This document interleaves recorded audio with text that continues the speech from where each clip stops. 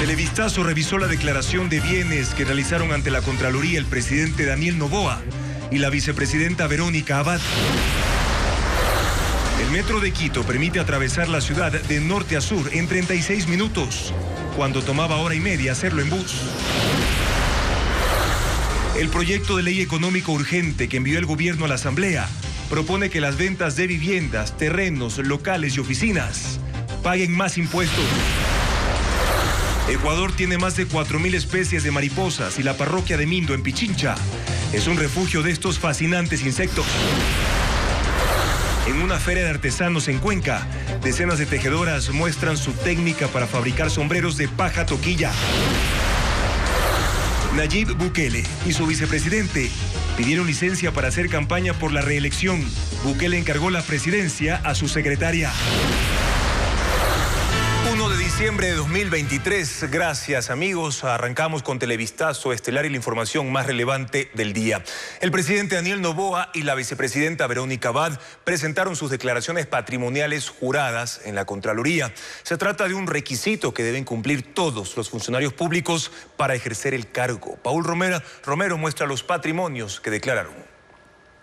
Uno de los herederos de las fortunas más grandes del Ecuador, el presidente Daniel Noboa, presentó su declaración patrimonial jurada ante la Contraloría General del Estado para ejercer el cargo.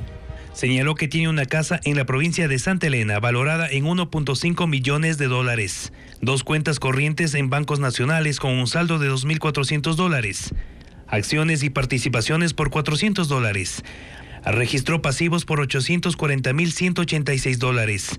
El total de su patrimonio es de $662.664. No declaró bienes muebles como vehículos, obras de arte, menaje o joyas. En 2022 pagó de impuesto a la renta $6.400 y por salida de divisas $4.140. El año que más tributos canceló al Estado fue en 2017, $30.669, antes de vincularse a la política. Mientras tanto, la vicepresidenta Verónica Abad declaró ante la Contraloría que tiene 2 cuentas de ahorro en bancos locales con un saldo de $620. Equipos de oficina por $600, menaje de casa $150, obras de arte, joyas y colecciones $250. El total de su patrimonio declarado ante la Contraloría es de $1.620. No registró pasivos, es decir, deudas, vivienda, vehículos.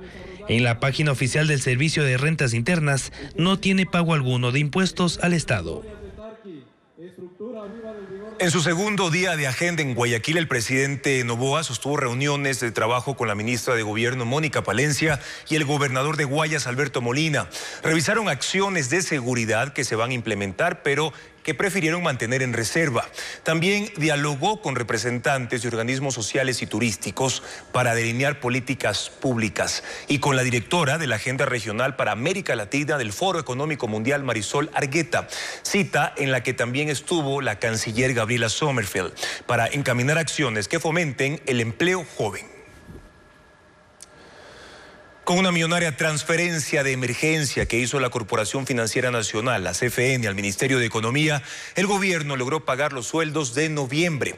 Sin embargo, el presidente Noboa enfrenta una difícil situación de liquidez para diciembre, cuando el gasto en salarios aumenta a $1.320 millones. Luisa María Heredia con las cifras. Con un día de atraso, el gobierno de Daniel Noboa terminó de pagar los sueldos de noviembre. El Ministerio de Economía y Finanzas explicó en un comunicado que pudo hacerlo gracias a una gestión de manejo temporal de liquidez entre entidades del sector público, sin afectar su operatividad.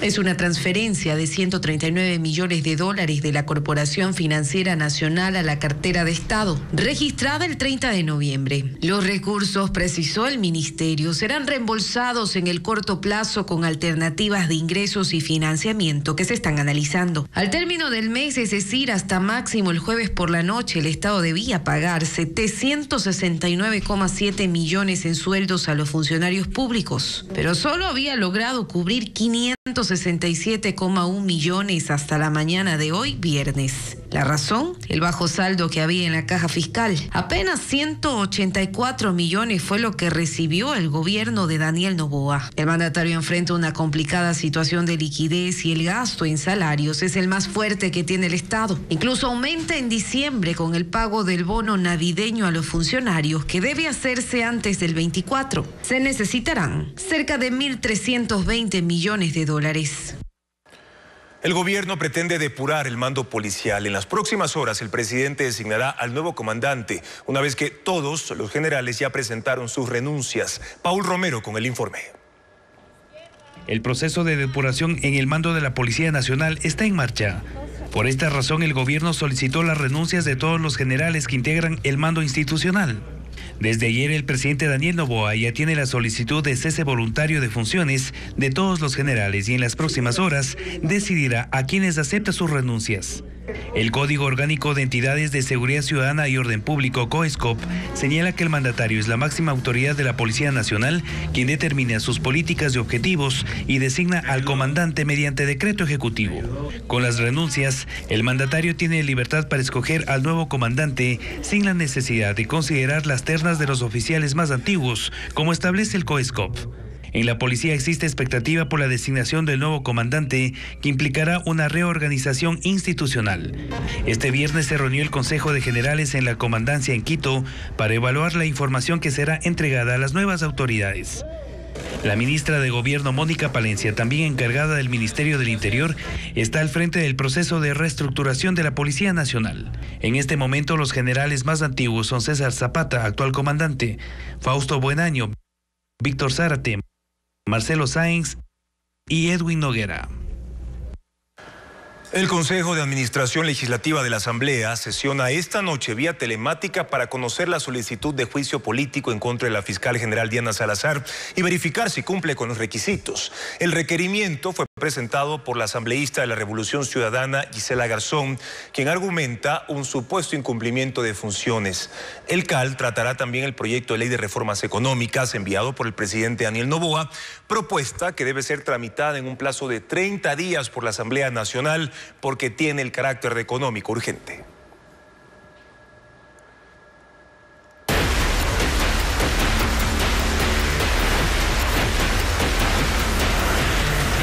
Metro, al fin sobre rieles.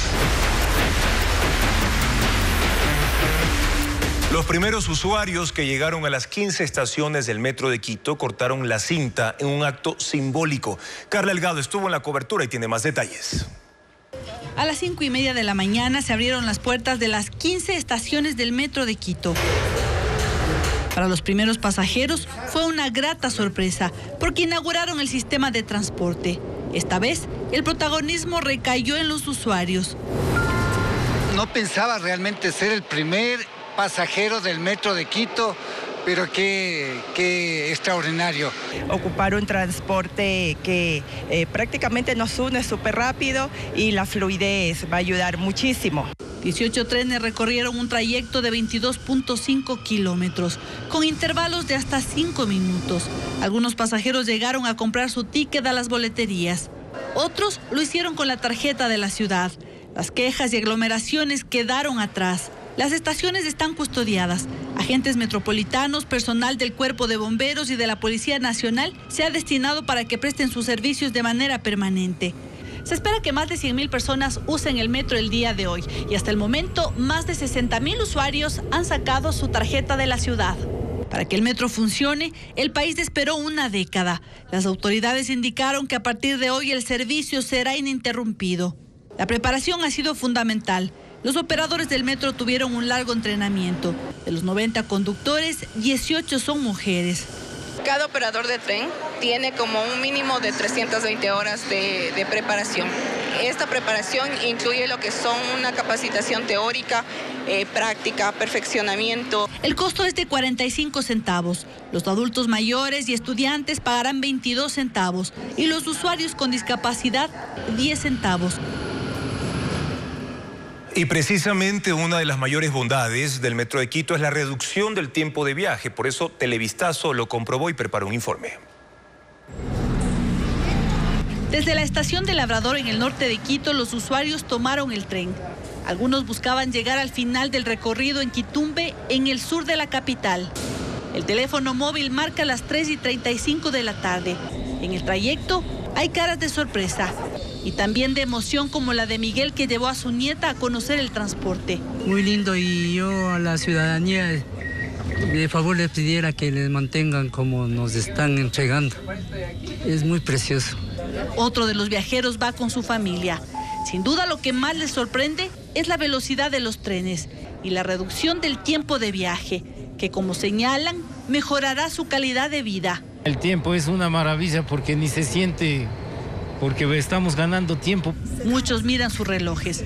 Algunos dejan la incredulidad cuando se dan cuenta que en un recorrido de 22.5 kilómetros, que normalmente en un autobús les tomaba 1 hora y media o hasta 2 horas, ahora lo hacen en 36 minutos. Estoy diciéndole a mi esposa que la velocidad que agarra el tren. Ya afuera muchos congelan el momento. Las fotos y las poses no faltan. Y también la alegría de saber que tienen una nueva alternativa de viaje y más tiempo. El Salvador tiene por primera vez a una mujer como presidenta. Claudia Juana Rodríguez de Guevara ocupará el cargo de manera interina luego de que el jefe de Estado, Nayib Bukele, pidió una licencia por 6 meses para la campaña por la reelección. Rodríguez fue hasta ayer la secretaria privada de Bukele. De secretaria privada del presidente a ser la primera mujer en asumir la presidencia de El Salvador. Fue el giro que dio la vida de Claudia Juana Rodríguez de Guevara en las últimas 24 horas. El Congreso salvadoreño, de mayoría oficialista, aprobó con 67 votos a favor y 11 en contra su designación como mandataria interina, luego de que el jefe de Estado, Nayib Bukele, y su vicepresidente pidieran una licencia de 6 meses. Las leyes de ese país indican que en caso de que ambos se ausenten, el Ejecutivo puede elegir quién lo reemplazará. Pero ¿por qué Bukele dio un paso al costado y escogió como presidenta interina a una desconocida para el público? Rodríguez de Guevara es una persona de su entera confianza, que lo ha acompañado en su carrera política desde 2012 como asesora de finanzas, tesorera y secretaria. Ahora le encargó el país hasta el 31 de mayo de 2024, mientras él se dedica de lleno a la campaña por la reelección. La primera vuelta será el 4 de febrero del próximo año y Bukele, quien cuenta con una gran popularidad, aspira a un nuevo mandato, algo también inédito en su país, donde la reelección inmediata está prohibida por la Constitución. Por eso acudió al recurso de separarse de su cargo, dejándoselo a alguien de su misma línea antes de terminar su mandato. Negociadores internacionales buscan un nuevo acuerdo entre Israel y el movimiento palestino Hamás para frenar la escalada del conflicto en la Franja de Gaza, que este viernes registró un trágico saldo de 180 muertos y casi 600 heridos más. Terminada la tregua, se reanudaron los ataques, se suspendió la liberación de rehenes y tampoco ingresa más ayuda humanitaria. Reporta Pedro Jiménez. La situación en Gaza ha vuelto a los niveles de antes del 24 de noviembre, día en el que se inició el alto al fuego temporal. Las fuerzas de defensa de Israel publicaron videos de la actividad de guerra, caracterizada por una secuencia de bombardeos aéreos sobre edificios desde esta mañana. Las gestiones que hasta la madrugada intentaron renovar la tregua fracasaron. Estos fueron los últimos rehenes que lograron salir en la noche del jueves y desde entonces la tensión ha seguido en aumento. Israel acusó a Hamás de incumplir el compromiso de poner los nombres de más mujeres y niños en listas para nuevas liberaciones y de lanzar cohetes hacia territorio israelí. El sistema de defensa antiaérea interceptó y destruyó los proyectiles en el aire y tras la respuesta militar de Israel, otros barrios en Gaza fueron reducidos a escombros. Desde territorio palestino se asegura que 180 personas murieron hoy, entre ellas muchos niños, que hay unos 600 heridos y una vez más los hospitales han vuelto a sentir la presión de esta guerra. Así también los civiles, obligados nuevamente a huir hacia el sur, aunque también ahí, en la ciudad de Han Yunis, los habitantes han recibido avisos para que desocupen una buena parte de esa localidad. Desde que venció la tregua, las puertas del paso fronterizo de Rafah se cerraron otra vez, frenando el ingreso de ayuda humanitaria, insumos médicos y combustibles. Y hoy Israel reveló que otras 3 personas retenidas por Hamás están muertas. Ellos son Ari Salmanovich, de 85 años, el rehén de mayor edad cuya salud era delicada, así como Maya Goren, de 56. Su esposo murió durante la incursión terrorista del 7 de octubre. Y Ronen Engel, su esposa e hijas también secuestradas, fueron liberadas esta semana. 105 personas secuestradas lograron volver en 7 días de tregua, pero Israel estima que otras 137 están todavía en poder de Hamás en la Franja de Gaza. El proyecto de ley de eficiencia económica elimina la exención del pago del impuesto a la renta a las ventas ocasionales de bienes inmuebles. Con ello, si una familia vende una casa, un terreno o un local comercial, deberá pagar miles de dólares en tributos de los que hoy están exentos. El proyecto de ley de eficiencia económica y generación de empleos ya enciende algunas alertas. Según la Asociación de Promotores Inmobiliarios de Vivienda del Ecuador, si se llegara a aprobar la ley tal como está, los ecuatorianos que vendan sus casas, terrenos, locales y oficinas tendrían que pagar impuesto a la renta, un tributo del que hoy están exentos, por una sencilla razón. Los ecuatorianos tienen sus ahorros o logran ahorrar cada fin de mes en la cuota de algún bien inmueble o logran invertir alguna vez en un inmueble y no invierten en títulos, pólizas. A esos vehículos de inversión la ley les da renta exenta. ¿Por qué le quiere poner impuesto a la renta a los inmuebles? Nadie entiende eso. Los promotores inmobiliarios confían en que se trate de un error de redacción del proyecto y que este sea subsanado a la hora de su tratamiento en la Asamblea. Jaime Rumbea explica que si el proyecto no se modifica, una vivienda que en el 2000 costaba $50.000 y que se pudiera vender en $100.000, pagaría $8.000 en impuestos, una afectación del 16% sobre la renta, que es el valor adicional a su precio original. Y si la ley lo que procura es reactivar la economía, no tiene sentido que se retire liquidez de aquel sector en donde los ecuatorianos tienen su patrimonio. Se le está retirando dinero al patrimonio de los ecuatorianos y se le está retirando dinero a la construcción. Este nuevo impuesto afectaría a quienes no se dedican a la compra y venta de inmuebles, es decir, golpearía los bolsillos del ciudadano común que con una venta ocasional buscan generar ahorro, desarrollar una inversión o mejorar el patrimonio familiar. En otras palabras, una póliza bancaria tendría un mejor tratamiento tributario que la colocación del dinero en un bien inmueble. Las empresas o personas naturales que apoyen económicamente a proyectos sociales se van a beneficiar con el 150% de deducción del impuesto a la renta si se aprueba el proyecto de reforma tributaria. Adriana Bermeo con la explicación. En la propuesta de ley de eficiencia económica y generación de empleo enviada a la Asamblea Nacional se establecen beneficios para los contribuyentes que apoyen económicamente a proyectos con fines sociales.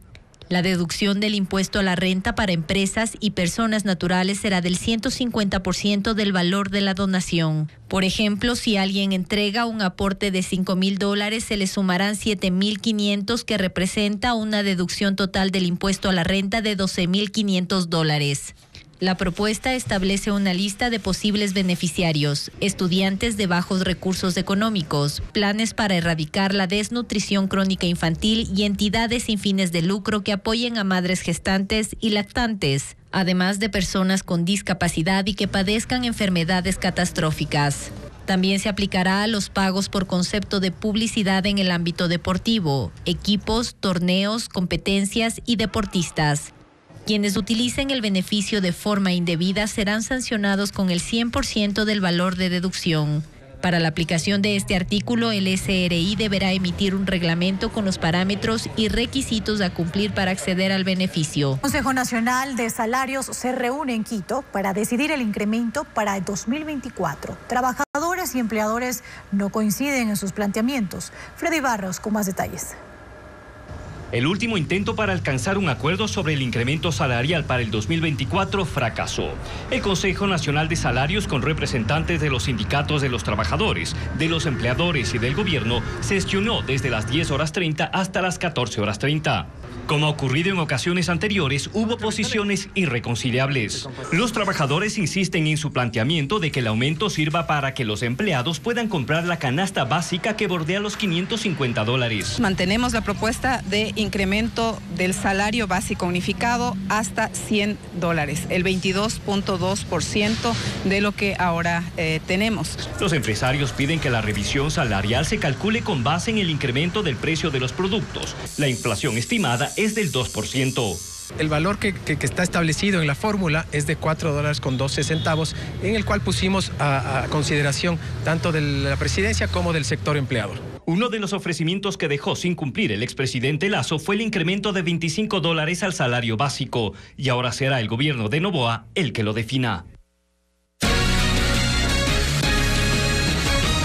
El sector industrial volverá a tener tarifa eléctrica reducida durante el horario nocturno. Se trata del incentivo que fue eliminado por el expresidente Guillermo Lasso a pocos días de dejar el poder. Sin embargo, las nuevas autoridades pusieron una condición para que las empresas accedan a ese beneficio. Diego Cuenca explica de qué se trata.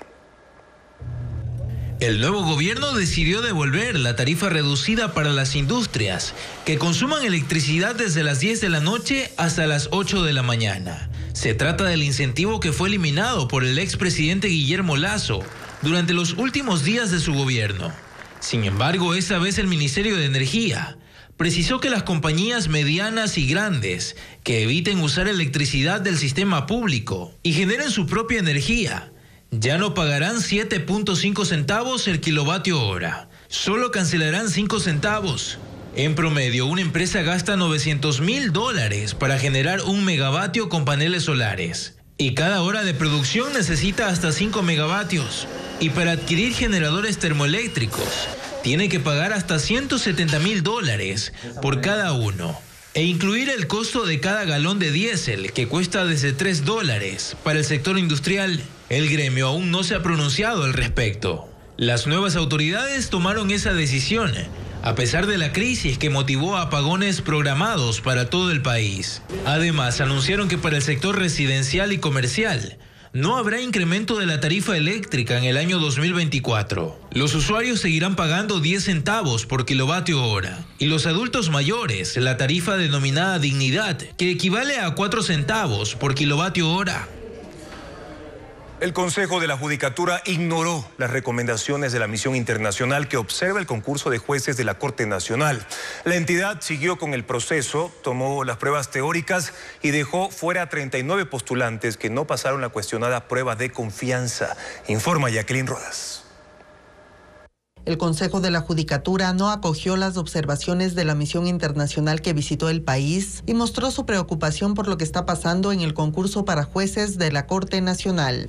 El proceso siguió sin correcciones. Hasta el momento no publican las hojas de vida de los postulantes, ni aclaran la asignación de puntajes en la fase de méritos. Sobre la cuestionada prueba de confianza, que repitió solo un grupo, el Pleno conoció los resultados de forma reservada. En medio de ese hermetismo dejaron fuera a 39 personas, que no pasaron ese examen por considerarlas no idóneas. La entidad tampoco acogió el pedido de revisar el perfil de los integrantes del comité que elaboró el cuestionario para la prueba teórica, y este jueves convocaron a los 134 postulantes que quedan en el concurso y les tomaron la evaluación. La recomendación final que hizo la misión al Consejo de la Judicatura fue que evalúe repetir las etapas cuestionadas y, si es necesario, retroceda, lo que también fue ignorado. Al ritmo que avanza el proceso, solo restan 3 etapas: la prueba práctica, una audiencia pública y las impugnaciones. El nombre de los 7 ganadores que serán magistrados de la Corte Nacional se conocería el 1 de febrero.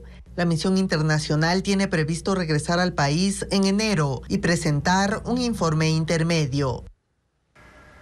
Las montañistas indígenas de Bolivia, conocidas como cholitas escaladoras, alertan sobre el deshielo en los Andes. Parte del grupo trabaja como guías en el Nevado Huayna Potosí, una montaña de 6.000 metros de altura que aseguran se está derritiendo más rápido que nunca. Según estas especialistas, los glaciares bolivianos han perdido el 40% del espesor de su hielo en los últimos 30 años, por lo que piden a los gobiernos tomar acciones más contundentes para detener el cambio climático. La Corte Internacional de Justicia falló a favor de Guyana y reafirmó su control sobre el Esequibo, un territorio que Venezuela reclama desde hace 200 años. El máximo tribunal de Naciones Unidas ordenó al gobierno de Nicolás Maduro abstenerse de tomar medidas que agraven la disputa sobre esa zona.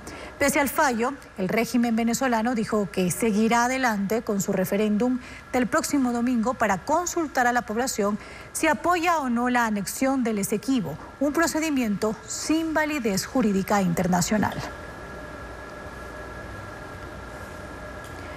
Se acerca la Navidad y la Secretaría de Papá Noel ya abrió sus puertas en Francia. En la oficina de correos de Libourne, el hombre de traje rojo con 60 asistentes vestidos de elfos responden cientos de miles de cartas a los niños. Es un oficio que se ha convertido en una tradición que ya lleva 61 años. Se espera que este 2023 reciban 1.3 millones de cartas. La oficina estará abierta hasta el 20 de diciembre. En la ciudad de Chicago, en Estados Unidos, más de 1.000 migrantes soportan un frío congelante en las calles mientras esperan resultados de sus solicitudes de asilo. 23.000 personas han llegado desde agosto de 2022. Las autoridades trabajan para ubicarlos en refugios mientras las temperaturas rondan los 0 grados. CNN con el informe. A medida que en esta semana las temperaturas descendieron rondando los 0 grados con vientos congelantes, muchos migrantes que vivían en la calle encontraron implacable un clima que desconocían de Chicago. Este hombre dijo que ha estado viviendo en una tienda de campaña y ahora se siente enfermo. Más bien creo que es por el frío. Con la ayuda de un traductor, la doctora Amanda Bradkey ofrece atención a los migrantes que esperan ser ubicados en un refugio. Más de 1.100 migrantes siguen viviendo en estaciones de policía y aeropuertos, frente a los más de 3.000 de principios de este otoño. El ritmo de llegada se ha desacelerado, pero no detenido. Estábamos allí cuando un autobús dejó a decenas de migrantes en una comisaría que ya estaba abarrotada. Mi mayor temor ahora mismo, pensándolo bien, es que el invierno es inmediato. Va a nevar y si no descomprimimos y realmente encontramos otros espacios para vivir y trabajar, es verdaderamente preocupante. El alcalde Brandon Johnson dice que la ciudad se está asociando con más de una docena de grupos religiosos para sacar a los migrantes de las calles. No podemos abandonar a las familias y a los solicitantes de asilo y dejarlos pasar solos el invierno de Chicago. Ahora el Estado está financiando una enorme carpa de grado militar en el vecindario de Brickton Park para albergar a los migrantes, a pesar de la feroz oposición de algunos residentes y de las dudas sobre si la zona, un antiguo emplazamiento industrial, es segura. En Uganda, una mujer de 70 años dio a luz a mellizos. La mujer que se había sometido a un tratamiento de fecundación in vitro tuvo un niño y una niña mediante una cesárea. Tanto la madre como los recién nacidos están en perfecto estado de salud. La mujer había tenido una hija en 2020, por lo que los expertos destacan sus condiciones excepcionales para llevar a término un embarazo. La termoeléctrica que genera energía para la provincia del Oro funciona a medias porque no tiene suficiente gas para estar totalmente operativa. Diego Cuenca informa lo que hacen para poder generar energía sin ese recurso natural. Aunque las termoeléctricas no necesitan agua para generar energía, no pueden operar al 100% cuando no hay suficiente gas. Eso le ocurre a la central Termogas Machala, ubicada en la comuna Bajo Alto, en el cantón El Guagua, provincia de El Oro. La planta cuenta con 7 turbinas, con las que puede generar 230 megavatios. Sin embargo, solo produce 120 megavatios, que sirven para dar energía a más de 700.000 habitantes de todo El Oro y parte del cantón Naranjal de Guayas. Para alcanzar su máxima capacidad, necesitan 60 millones de pies cúbicos de gas por día, pero Petroecuador solo les entrega 14 millones. Como hace falta gas, el Estado utiliza diésel que se almacena en estos 4 enormes tanques y el Estado invierte cerca de $60.000 cada día para adquirir 60.000 galones de ese combustible, con el que ponen a operar la mitad de esta termoeléctrica. Petroecuador no entrega más gas porque el campo Amistad, ubicado en el Golfo de Guayaquil, aún no expande su producción para cubrir la demanda de Termogás Machala. Si la central tuviera el recurso natural suficiente, podría generar los 230 megavatios. Eso significa que podría distribuir energía para 1.400.000 personas de 2 provincias de la costa. Hoy se recuerda el Día Mundial de la Lucha contra el VIH-Sida. En Guayaquil se cumplieron varios eventos para resaltar la importancia de cómo prevenir la enfermedad. Bessie Granja prepara un informe.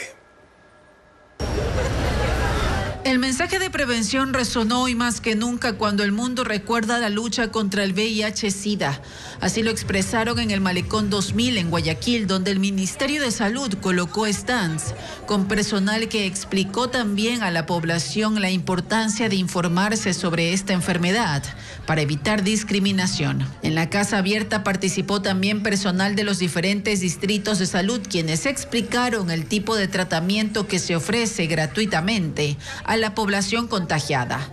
Mientras en la plaza de la administración, el municipio de Guayaquil, junto con algunas organizaciones que luchan por los derechos de los pacientes con VIH, colocaron stands con personal de la Dirección de Salud e Higiene y aprovecharon para realizar pruebas rápidas a los usuarios. También, como cada año, se colocó un lazo rojo en la fachada del Hospital de Infectología José Daniel Rodríguez, uno de los centros que a lo largo del tiempo se convirtió en el referente para el tratamiento de la infección. Hasta la fecha, en Ecuador, 38.270 habitantes viven con VIH. Y también Bessie Granja conversó con 2 pacientes con VIH quienes relatan los obstáculos que viven en Ecuador por la discriminación, los estigmas y el desconocimiento que existe sobre la infección. Tengo insuficiencia renal desde el año 2010. Llegó el 2018. Me detectaron VIH. La discriminación comenzó a partir de que apareció la insuficiencia renal. Entrar a una hemodiálisis. No todas las clínicas de diálisis tienen máquinas para personas con VIH. Cuando me derivaron a un hospital privado para lo del programa de trasplantes, nos llamaron a mi familia y a mí a informarme que no podíamos continuar porque tenía VIH. Fueron 4 hospitales por los cuales toqué las puertas para poder acceder a un trasplante renal. Lastimosamente tuve que llegar al ámbito legal para que de una u otra manera alguien me escuche.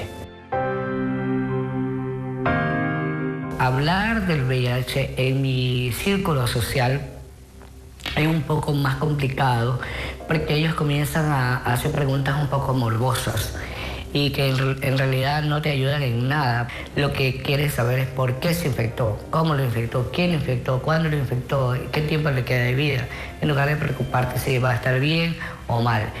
La gente se enfoca más en lo que hace es murmurar, en lugar de informarte, cómo ayudar a ese individuo a seguir adelante.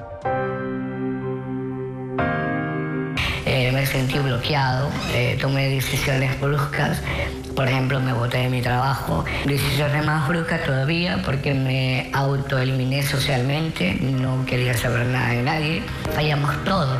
El problema es ese, no estamos preparados para hablar o tratar este tema.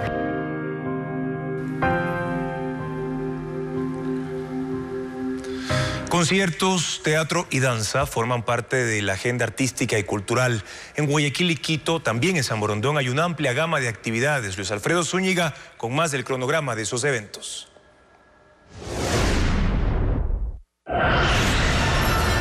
En el Teatro Centro de Arte de Guayaquil, la Orquesta Filarmónica de la ciudad presentó el concierto de película. Se interpretó la banda sonora de reconocidos largometrajes internacionales, como Piratas del Caribe.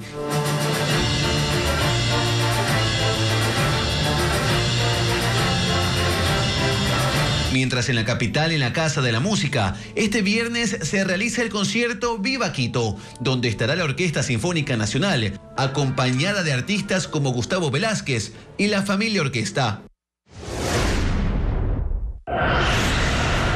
La noche de este viernes, la Orquesta Sinfónica de Guayaquil presenta en el Teatro Centro Cívico la obra de danza contemporánea Carmen, antesala de lo inesperado, con la participación de 200 bailarines, quienes contarán una historia que entrelaza a dos mujeres aparentemente opuestas. Mientras en la Casa de la Cultura del Guayas se fusionarán ritmos clásicos y contemporáneos. En la gala de danza, Rutas Mágicas del Guayas,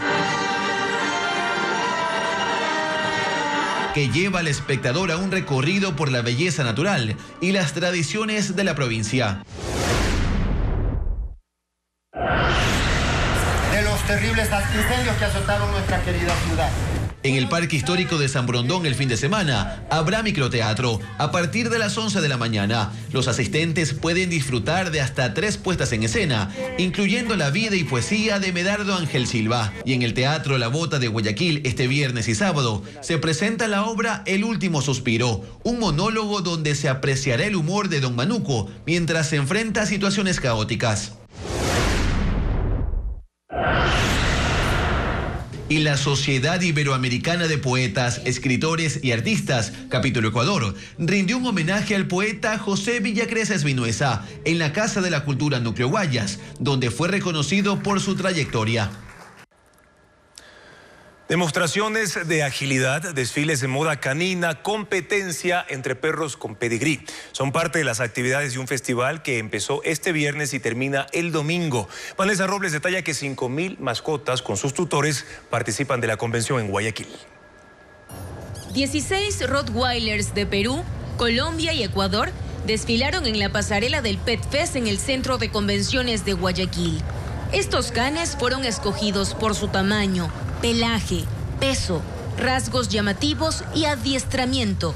Las mascotas entre 1 y 4 años debían cumplir un requisito: tener pedigrí, es decir, un registro de 3 generaciones anteriores para poder participar. Venimos de Perú. Sama tiene 14 meses. Ella viene de un criadero de Alemania. Hace poco hemos tenido una competencia, y ella salió como mejor joven de la raza, ¿no? Esto es parte de la convención dirigida a mascotas, con una temática human friendly, o amigable para sus tutores. Invitados somos nosotros, y los protagonistas son los perros. Él tiene 3 años de vida y siempre ha trabajado para lo que es un concurso, un show, una especializada. De Cuenca, perros de Quito, vienen perros de Riobamba, de Loja. Pero la moda con estilo y glamour canino también busca espacios, con colecciones de diseñadores exclusivos y materiales importados, en sets completos con collares, pecheras, un lazo multiusos, correas y un bolso para las fundas de los desechos. Se estima que entre viernes y domingo asistan 5.000 visitantes a esta convención.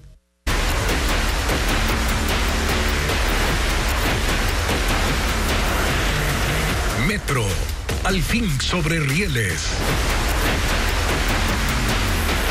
Desde el puesto de control central se monitorea el funcionamiento del Metro de Quito. La sala de operaciones ubicada en el sur de la capital también inició actividades este viernes. Adriana Bermeo hizo un recorrido y nos cuenta las novedades. Este es el corazón del funcionamiento del Metro de Quito. Es el puesto de control central ubicado en la zona de mantenimiento de los trenes, conocido como talleres y cocheras, ubicado en Quitumbe. Desde aquí se monitorean horarios, ubicación, funcionamiento, así como el estado de cada tren. El puesto de control central está compuesto por 2 salas. En la primera y más grande están las pantallas de revisión. Desde aquí se tiene acceso a las 700 cámaras de todo el sistema del metro. Se observan taquillas, el movimiento de los trenes y lo que ocurre en cada uno de los vagones. Ingresando los comandos en estas computadoras se puede prender o apagar cualquiera de los equipos: ascensores, escaleras mecánicas, cámaras y puertas. En el caso de los trenes, aquí se toman las decisiones, pero es el conductor quien deberá ejecutar el frenado del metro, en caso de ser necesario. En la parte derecha del salón hay 5 personas del EQ 911 que monitorean eventuales robos o accidentes. En esta sala trabajan 60 operadores técnicos en turnos rotativos. Son 11 posiciones de control en las que se inician actividades desde las 4 de la mañana hasta la medianoche. Flotas de 18 trenes, lo que quiere decir que siempre vamos a tener uno en mantenimiento y otro se puede quedar para respaldo o backup. Entonces, todo ese tipo de decisiones, cuáles son los trenes que salen, qué está pasando en talleres y cocheras, si es que existe algún desperfecto en algún tren o si hemos tenido algún desperfecto en el trayecto, puede volver a talleres y cocheras y desde aquí se autoriza la salida. En una segunda sala más pequeña opera el centro de mantenimiento que funciona 24 horas los 7 días de la semana.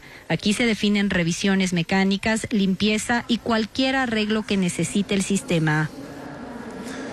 La Corte Constitucional ordenó al gobierno que garantice la defensa legal de Nelson Serrano en Estados Unidos. El ecuatoriano está condenado a muerte en ese país y ahora gana una acción de incumplimiento que fue presentada por su hijo. Jacqueline Rodas lo explica en el siguiente informe.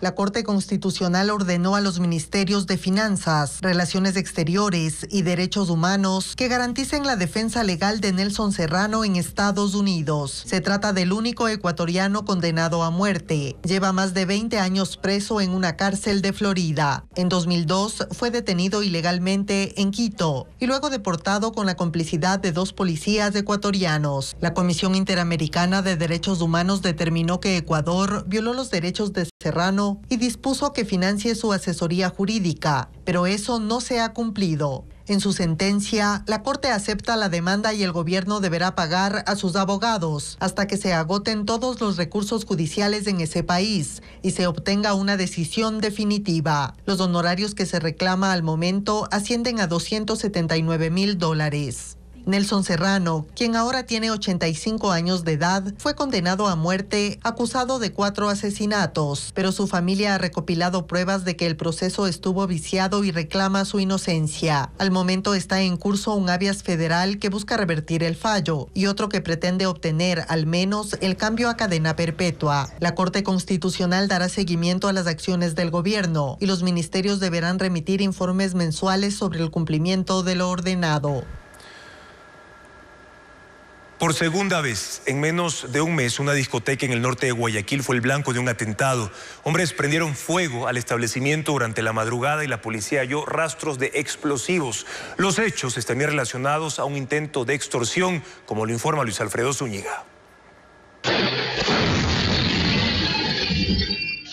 Cámaras de seguridad captaron un vehículo gris con 4 hombres a bordo, llegando a los exteriores de la discoteca. 3 bajaron, uno de ellos rompió la puerta de vidrio con un combo, otro lanzó un galón de gasolina al interior, mientras otro hombre armado estaba a su lado. Finalmente prendieron fuego. De inmediato 2 motos llegaron al lugar y ayudaron a huir a los responsables. Segundos después, ocurrió una detonación.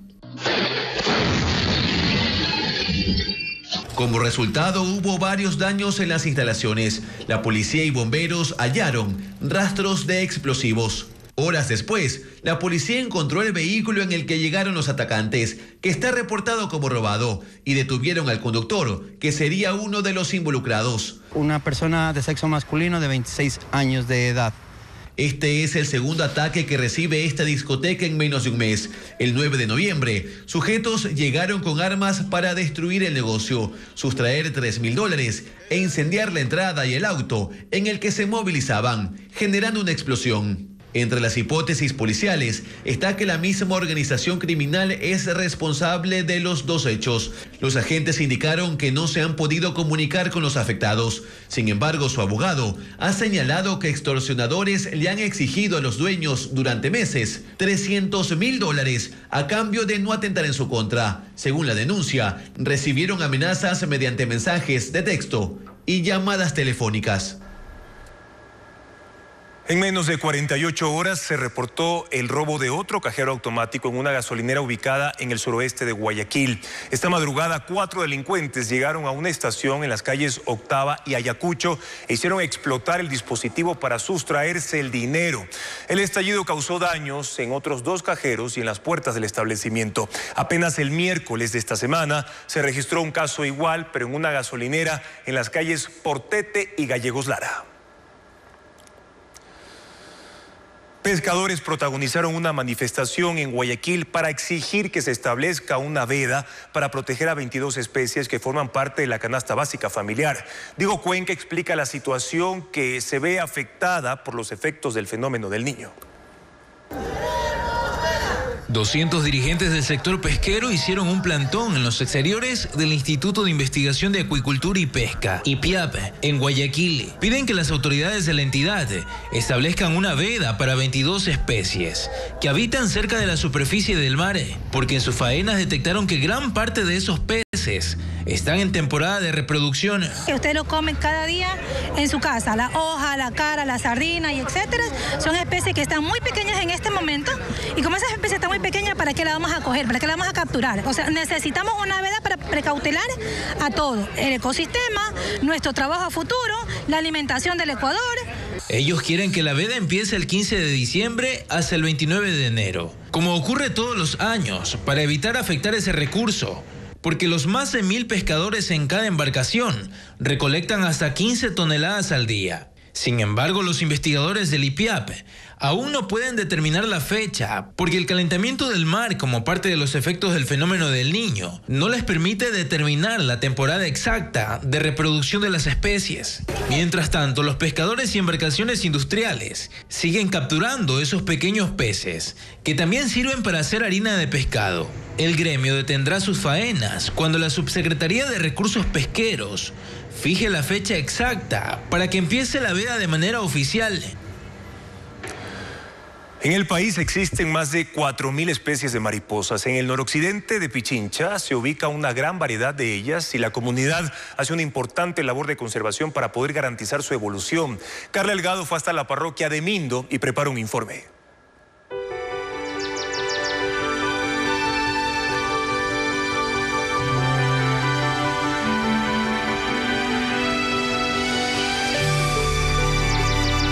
Una de las evoluciones más fascinantes que ocurren en la naturaleza.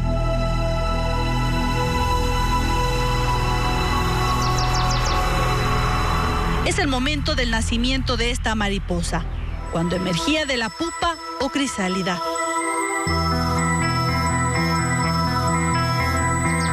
Para llegar a esto, otras mariposas hicieron el trabajo. Depositaron huevos. Cada una de ellas, dependiendo de la especie, puede colocar desde 1 hasta 600 en un solo día. Los huevos se transforman en estas orugas, que fácilmente se confunden con las hojas para pasar desapercibidas y continuar con su metamorfosis hasta la etapa final.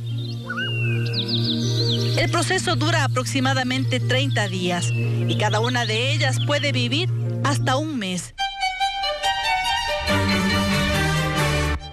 Las mariposas son insectos deslumbrantes, no solo por su particular proceso de crecimiento, sino porque juegan un rol fundamental para el ecosistema. Al igual que las abejas, son polinizadoras y controladoras naturales de plagas. Muchas plantas, predadores y parásitos dependen estrictamente de especies o grupos concretos de mariposas. Enseñarnos que el bosque está sano. Si existen mariposas, si existen colibríes, si existen abejas, sabemos que el bosque no ha tenido un impacto del humano y todos sus químicos. Por ello, las comunidades realizan importantes trabajos de conservación, como en la parroquia de Mindo, en el noroccidente de Pichincha.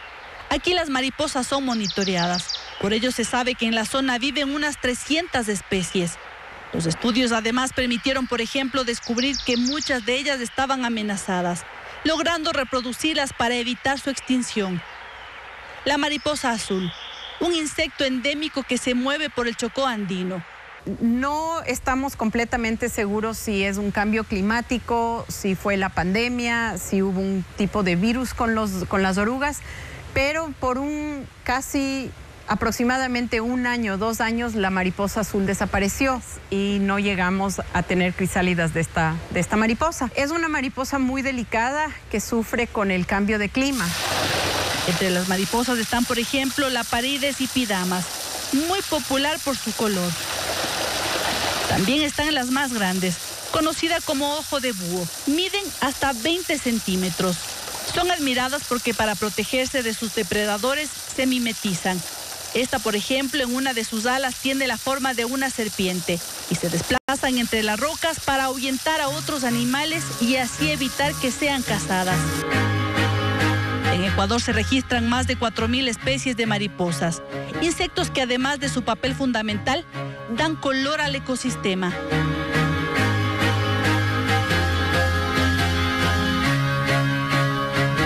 Iniciativas para separar los residuos orgánicos de forma correcta son cada vez más frecuentes. Esto evita que 50 toneladas de desperdicios del hogar contaminen el ambiente. Una empresa recoge los desperdicios para convertirlos en abono. Hernán Higuera informa.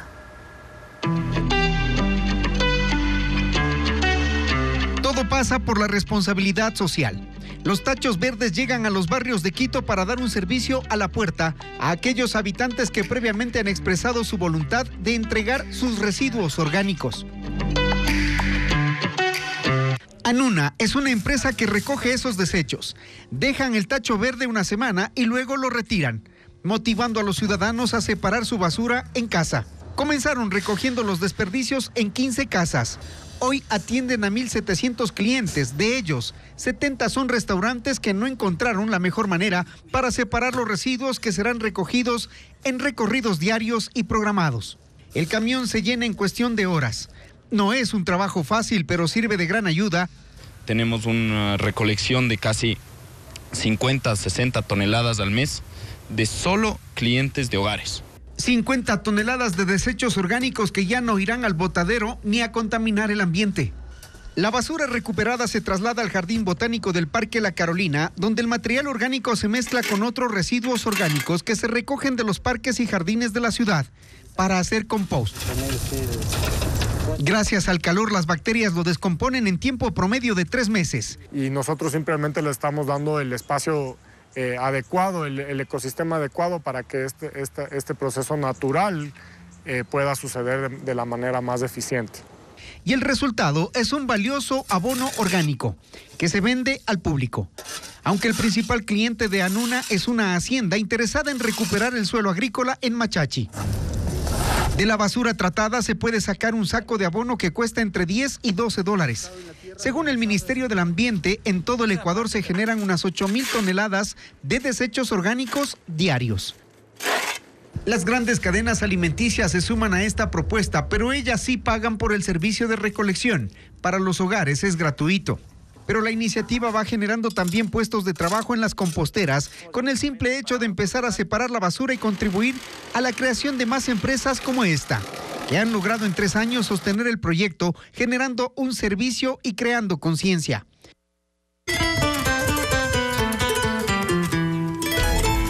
Quito, 489 años. ¿Y qué más, Bev?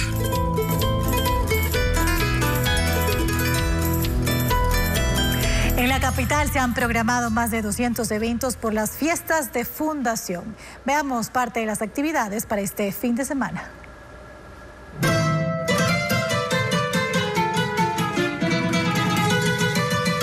Quito tiene una agenda de eventos llena de tradiciones, música, danza y exposiciones por sus 489 años de fundación.